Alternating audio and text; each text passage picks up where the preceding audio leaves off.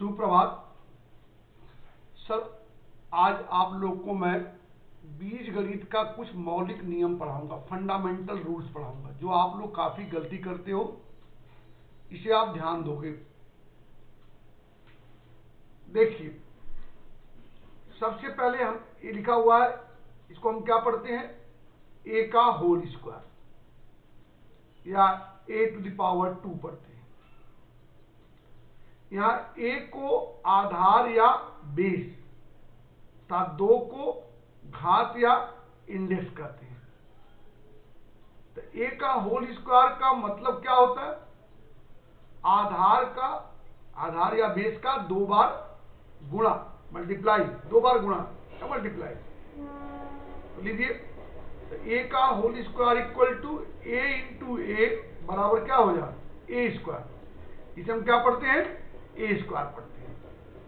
तो ए का whole square जो है, ए का होल स्क्वायर को घात रूप कहते हैं। इसको हम क्या बोलते हैं? घात रूप में। पद को घात रूप में, मतलब कोई भी पद है इसको घात रूप बोलते हैं।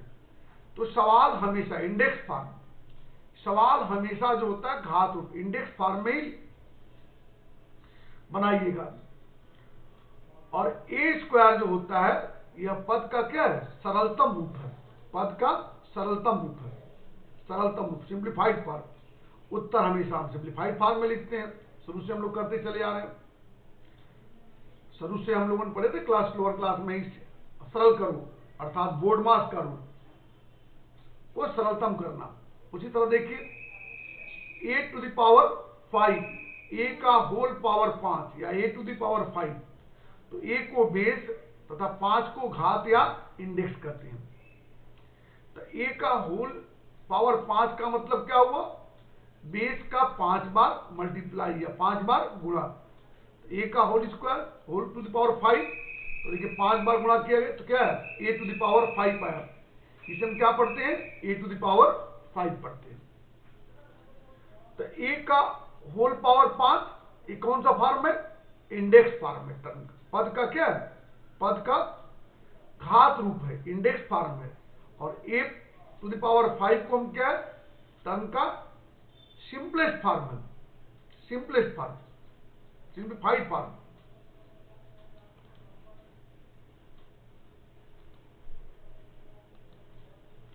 सिंप्लीफाइड फॉर्म है। चलिए, अब आइए, अब हम चलते हैं पद। काफी कंफ्यूजन आप लोग को होता है, पद क्या होता है?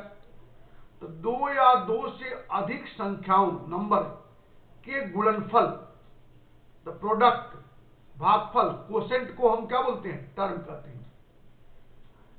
2 या 2 से अधिक संख्याओं के गुणनफल या भागफल को टर्म कहते हैं, पद कहते हैं। तो term is the product of 2, product बोलो या कोसेंट ऑफ 2 और मोर नंबर। जैसे देखिए, पद 5 में क्या है? पद 5 में एक और पद 5 जो है, एक और क्या है? 5 का गुणनफल है, प्रोडक्ट है। टर्म यक्स, एक और यक्स का गुणनफल है, प्रोडक्ट है।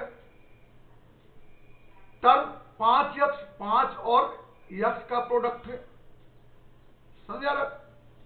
यह गुणनफल है।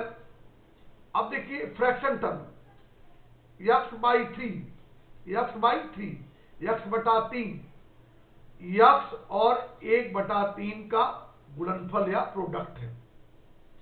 या इसको हम क्या बोलेंगे? यक्स और 3 का कोसेंट, भागफल है। क्लियर? तो टर्म क्या होता है? Term is the product or quotient of 2 और मोर नंबर। 2 या 2 से अधिक संख्याओं के गुणनफल या भागफल को क्या बोलते हैं? हम टर्म कहते हैं। एक और चीज आपको दिया रहता है सवाल में, राशि। तो टर्म के समूह, ग्रुप को हम क्या बोलते हैं? राशि। जैसे देखो, 5x + 5, यहां 2 टर्म है, 5x + 5, राशि के प्रकार, राशि जो होती है एक पदी, द्विपदी और बहुपदी हो सकती है। राशि जो होती है एक पदी हो सकती है, बहुपदी हो सकती है, द्विपदी हो सकती है या बहुपदी हो सकती है। अब इसके बाद आइए टर्म की पहचान। टर्म को कैसे पहचानेंगे, सबसे बड़ा कंफ्यूजन होता है आप लोग को, टर्म को कैसे पहचानोगे। तो टर्म पद के आगे क्या होता है, प्लस या माइनस का साइन लगा रहता है। चार साइन होते हैं, प्लस, माइनस, गुणा, भाग, मल्टीप्लाई एंड डिवाइड। तो प्लस का फास्ट रूप मल्टीप्लाई होता है और माइनस का जो है फास्ट रूप जो होता है क्या, डिवाइड होता है। माइनस का फास्ट रूप जो होता है डिवाइड होता है।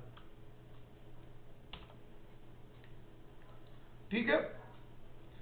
तो जब किसी पद के आगे क्या होता है, प्लस या माइनस का साइन लगा रहता है, और यदि दो संख्याओं के बीच में इंटू या डिवाइड का साइन लगा हुआ हो तो उसे हम नंबर, संख्या बोलते हैं, नंबर कहते हैं। तो ये हम समझ रहे हैं कि आपको टर्म और नंबर में क्लियर समझ में आया। यदि मान लीजिए दो लिखा हुआ, कोई साइन नहीं लगा रहता, हम तब उसको क्या मानते हैं, प्लस साइन लगा हुआ है, तो वो टर्म भी हो सकता है, नंबर भी हो सकता है, होता है। लेकिन अगर मान लीजिए किसी दो के बीच में इंटू का साइन लग गया या डिवाइड का साइन लग गया तो नंबर ही कहलाएंगे। लेकिन यदि प्लस का या माइनस साइन लग गया तो क्या हो जाएगा, वह टर्म हो जाता है।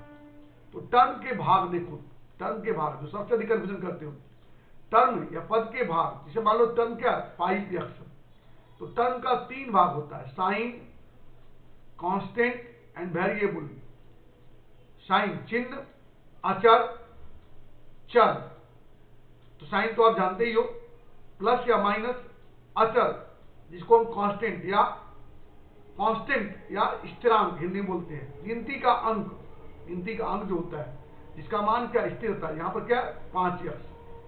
चर अज्ञात राशि जिसका मान निकलता है, वेरिएबल्स अंग्रेजी का अक्षर जिसका मान यहां पर क्या है यक्ष है। उसी तरह देखो दूसरा क्या, टर्म यक्ष में माइनस यक्ष है, तो साइन माइनस, अचर क्या एक, यहां कुछ नहीं दिया हुआ तो एक होगा जरूर, अचर क्या होगा यक्ष होगा। तो टर्म में अचर और वेरिएबल, अचर और चर के बीच क्या होता है, साइन क्या होता है, मल्टीप्लाई का होता है। क्या हो सकता है, मल्टीप्लाई का साइन होता है। इसलिए अचर अर्थात कांस्टेंट को चर का कोएफिशिएंट गुणांक या वेरिएबल को कांस्टेंट का कोएफिशिएंट कहते हैं। सबसे अधिक गलती आप लोग करते हो कोएफिशिएंट में, मतलब तो चूंकि दोनों में इंटू साइन होता है तो वेरिएबल को इधर कोएफिशिएंट ऑफ कांस्टेंट या constant in the coefficient of variable. लेकिन कॉमन भाषा में यदि आपको, लेकिन वेरी इंपॉर्टेंट है वाला जो, वेरी इंपॉर्टेंट, टर्म का कोई कोएफिशिएंट बोलेगा तो हमेशा क्या होगा, कांस्टेंट होगा। टर्म का कोएफिशिएंट जो होता है गुणांक क्या होता है, हमेशा कांस्टेंट होता है। Very very important.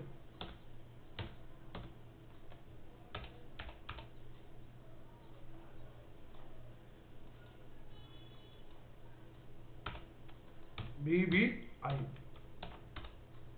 टर्म का जो कांस्टेंट होगा वो क्या होगा, टर्म का जो कोएफिशिएंट होता है वो कांस्टेंट को ही बोलते हैं। जैसे देखिए मान लीजिए था 5x टर्म था, इसका कोएफिशिएंट क्या होगा +5, x माइनस एक्स का कोएफिशिएंट क्या होगा -1। तो कांस्टेंट को ही हम क्या बोलते हैं, टर्म का कोएफिशिएंट। अब आइए टर्म का कोएफिशिएंट निकालना, जो आप गलती करते हो। मान लीजिए टर्म दिया हुआ x/3, फ्रैक्शन टर्म, तो क्या है भिन्न रूप है, फ्रैक्शन फॉर्म में है। इसको डिवाइड रूप में लिखेंगे तो क्या होगा x/3, ये डिवीजन फॉर्म हो गया। अब इसको मल्टीप्लाई फॉर्म में लिखेंगे, डिवाइड को मल्टीप्लाई करेंगे तो ये उलट जाएगा, x मल्टीप्लाई 1/3, ये मल्टीप्लाई फॉर्म हो गया। तो यहां पर क्या हो गया, वेरिएबल क्या हुआ, टर्म में क्या होगा x/3 वेरिएबल हो गया और 1/3 क्या हो गया कोएफिशिएंट कांस्टेंट। तो टर्म x/3 में वेरिएबल x का कोएफिशिएंट क्या होगा 1/3, या टर्म x/3 में वेरिएबल क्या है x है, कांस्टेंट क्या 1/3। उसी तरह देखो 5/x फ्रैक्शन फॉर्म में है, 5 डिवाइडेड x डिवीजन फॉर्म में हुआ, 5 मल्टीप्लाई 1/x मल्टीप्लाई फॉर्म में हुआ, गुणा रूप हुआ। तो टर्म 5/x में वेरिएबल 1/x है। वेरिएबल क्या है? 1/x। x का उल्टा क्या होता है? 1/x। ये उल्टा है x का। वेरिएबल 1/x का कोएफिशिएंट कितना है? 5 है। उसी तरह देखो यहां पे टर्म 2x/3 में फ्रैक्शन फॉर्म में है, ये मल्टीप्लाई फॉर्म में हुआ 2x डिवाइडेड 3। अब इसको डिवाइड फॉर्म में हुआ, यदि हम इसको मल्टीप्लाई करेंगे तो क्या होगा? 2x into 1/3। तो देखो इसमें भी कांस्टेंट है, कांस्टेंट को अलग करो तो इसका 2 का गुणा किससे होगा? 1 से। तो x इंटू 2/3 या मल्टीप्लाई फॉर्म में हुआ। तो x is the variable and 2/3 is the constant. तो टर्म का कोएफिशिएंट कितना हो गया? 2/3 में वेरिएबल x का कोएफिशिएंट कितना हो गया? 2/3। तो आपको समझ में आ गया होगा टर्म को कैसे हम उसका कोएफिशिएंट निकालते हैं, कैसे हम कोएफिशिएंट निकालते हैं। एक और देखिए, हम right the term in index form. Term को इंडेक्स फॉर्म में लिखो, टर्म को इंडेक्स फॉर्म में घात के रूप में लिखो। पद 4 को वर्ग घात स्क्वायर इंडेक्स में लिखना है। तो इसका 2 फैक्टर निकालेंगे, तो 2 इंटू 2 तो 2 का होल स्क्वायर हो गया। अर्थात 2 समान आधार के बदले में क्या? 2 समान बेस के बदले में 1 बेस लेंगे। स्क्वायर के लिए क्या? 2 के बदले में 2 फैक्टर के बदले में 1 लिए। तो बेस 2 इंडेक्स भी 2। 8 को क्यूब इंडेक्स में घन घात में लिखना है।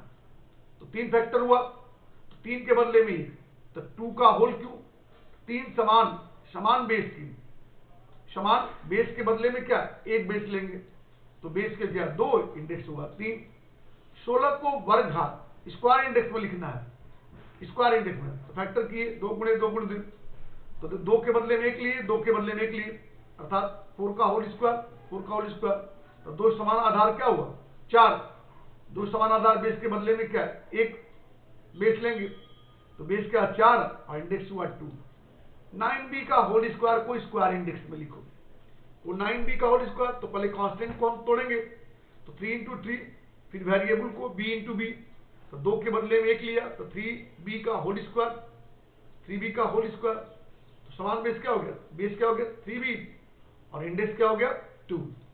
27b को हम क्यूब इंडेक्स में लिखना है, तो 27 को तोड़े 3 गुणे 3 गुणे 3, b क्यूब को तोड़े 3 बार हुआ, तो क्यूब में इंडेक्स लेना है, तो 3 के बदले में 1, 3 गुणे b का होल क्यूब, 3b का होल क्यूब। तो बेस हो गया 3b और इंडेक्स हुआ 3। ये सारे इंडेक्स फॉर्म में हो गए। जैसे देखो 81b⁴ को स्क्वायर इंडेक्स में लिखो। 81 को तोड़े स्क्वायर में, मतलब 2 के बदले में 1 लेंगे, 1 2 3 4, 4 तो 3 हुआ, तो 4 के बदले में 2 3 ले लिया। 4 तो b हुआ, तो 4b के बदले में 2b ले लिया, तो 9b² का होल स्क्वायर। तो हमारा बेस क्या हो गया? 9b² हो गया, इंडेक्स क्या हो गया? स्क्वायर हो गया। जैसे देखो यहां पर टर्म दिया हुआ है 8 ब्रैकेट में 2x - y का होल क्यूब इंडेक्स। तो पहले कांस्टेंट कोएफिशिएंट कर देते, 2 का 3 बार करेंगे तो क्या? 2 का होल क्यूब, तो होल क्यूब दिया हुआ है, दोनों का पावर देखो सेम है, दोनों को एक साथ कर दिए, तो 2 ब्रैकेट में 2x - y का होल क्यूब बराबर, अब इसको अंदर में गुणा कर दो, 4x - 2y का होल क्यूब। तो बेस हो गया 4x - 2y, इंडेक्स हो गया क्या? 3। इंडेक्स हो गया 3। ये हो गया हमारा टर्म को सिंप्लीफाइड फॉर्म में लिखना, इंडेक्स फॉर्म में लिखना, उसका कोएफिशिएंट जानना। कोएफिशिएंट क्या होता है? ये आपको हो गया टर्म, कांस्टेंट, कोएफिशिएंट, ये आपको मतलब हो गया क्लियर। अब आइए टर्म के प्रकार, टाइप्स ऑफ टर्म।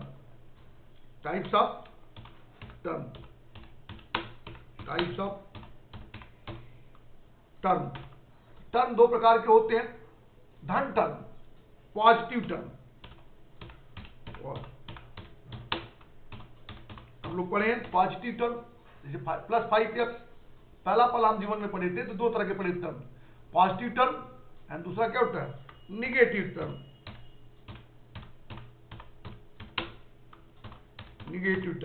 क्लियर? जैसे -3y, ये निगेटिव टर्म हो गया। इसके बाद फिर पढ़े थे टर्म 2 प्रकार का, whole number term and fraction term, भिन्न पद, पूर्णांक पद। तो होल नंबर टर्म में क्या होगा? जिसमें सिर्फ अंश अर्थात न्यूमरेटर, सिर्फ न्यूमरेटर, सिर्फ न्यूमरेटर रहता है, सिर्फ न्यूमरेटर रहता है, डिनोमिनेटर नहीं रहेगा, सिर्फ न्यूमरेटर रहता है। इसका डिनोमिनेटर जो है, इसका denominator her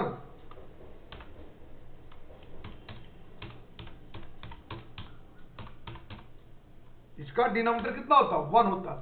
whole number term का डिनोमिनेटर कितना होता है? 1 होता है। ये ख्याल रखिएगा। जैसे देखिए,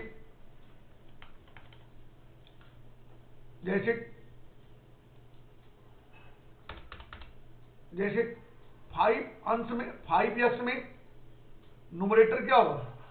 न्यूमरेटर होगा 5x, न्यूमरेटर 5x तथा डिनोमिनेटर कितना होगा?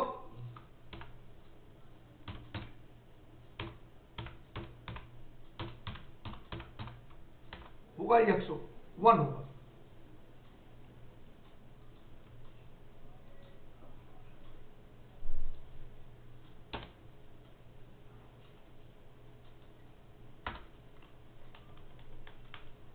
क्लियर समझ में? तो होल नंबर टर्म का न्यूमरेटर जो होता है, डिनोमिनेटर हमेशा क्या होता है? इसमें सिर्फ न्यूमरेटर रहता है, इसका डिनोमिनेटर हमेशा क्या होता है? इसका डिनोमिनेटर हमेशा कितना होगा? 1 होगा। इसका डिनोमिनेटर हमेशा कितना होगा? 1, हमेशा क्या होगा? 1 होगा।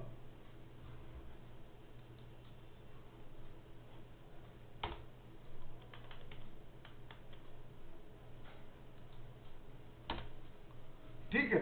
फ्रैक्शन टर्म देखो, न्यूमरेटर 5x और डिनोमिनेटर, ऊपर वाले को क्या बोलते हैं? ऊपर वाले को न्यूमरेटर,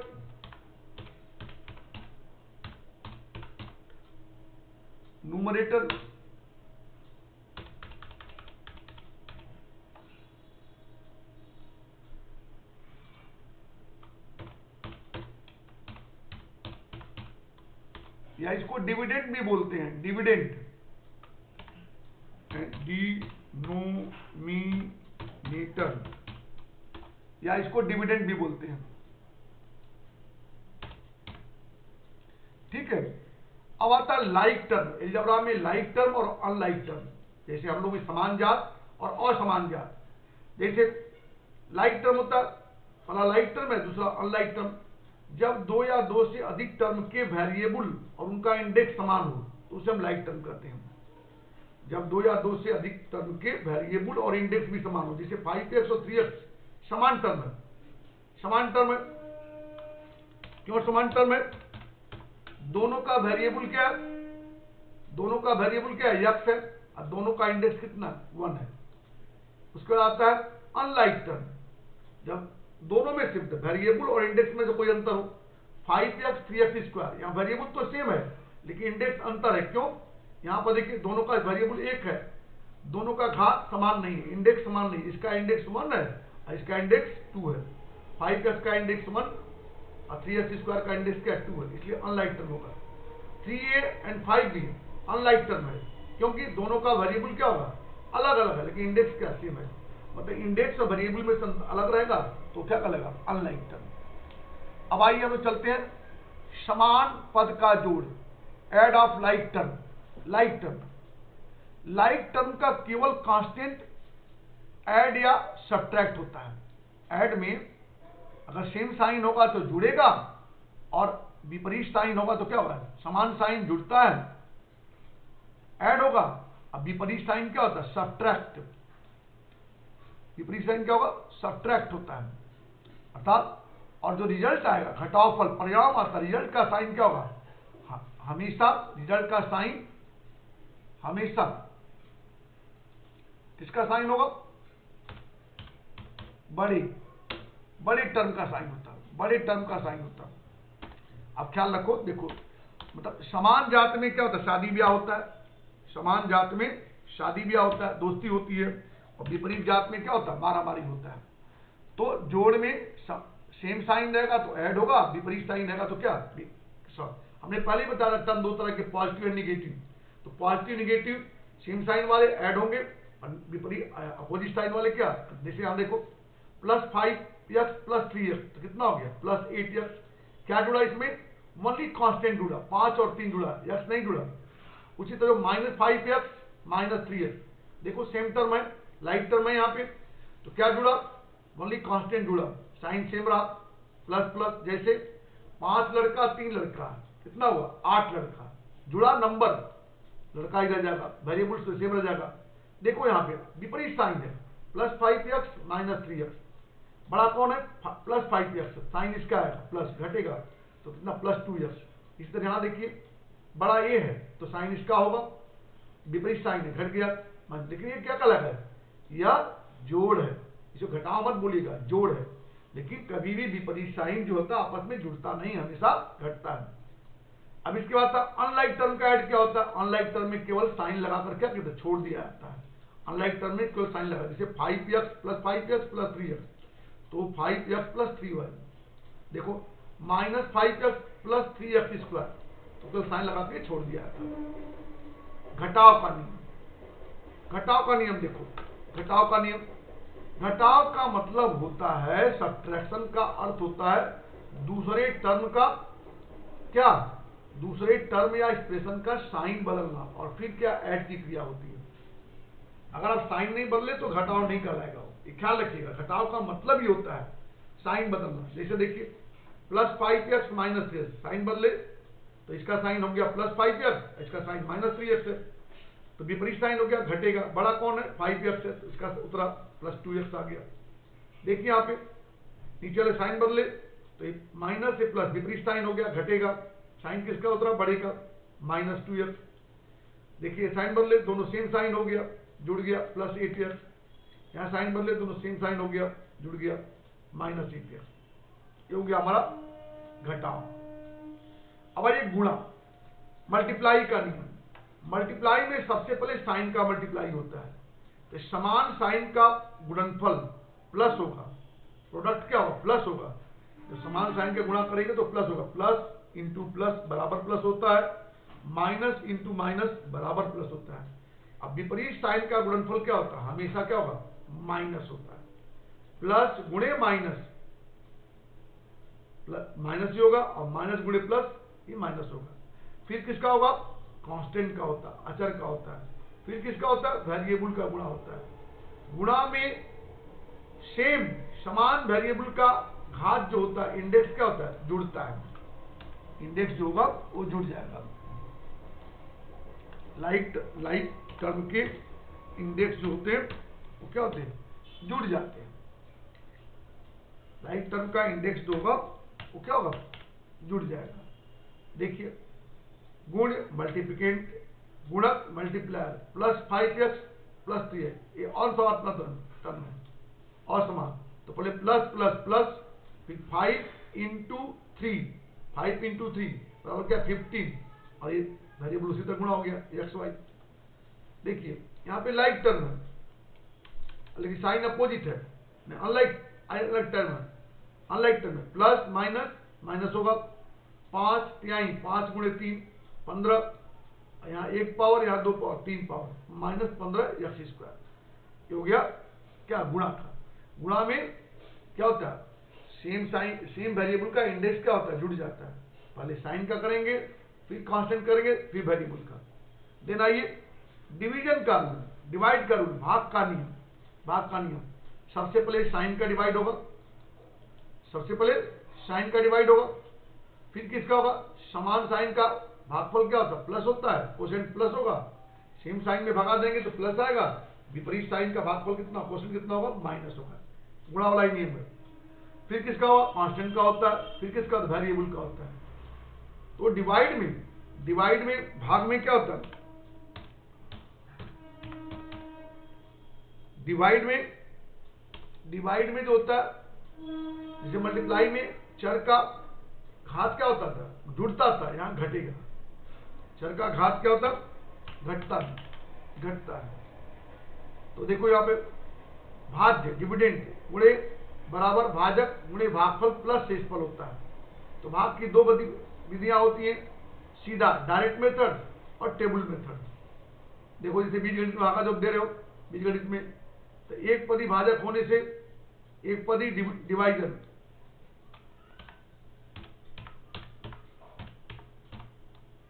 एक पदी डिवाइजर होगा, तो हम डायरेक्ट मेथड से करेंगे। देखो इसको भगा देना था, कर दिए। अब यहाँ पे डिस्ट्रीब्यूशन, वितरण का नियम, लॉ ऑफ डिस्ट्रीब्यूशन,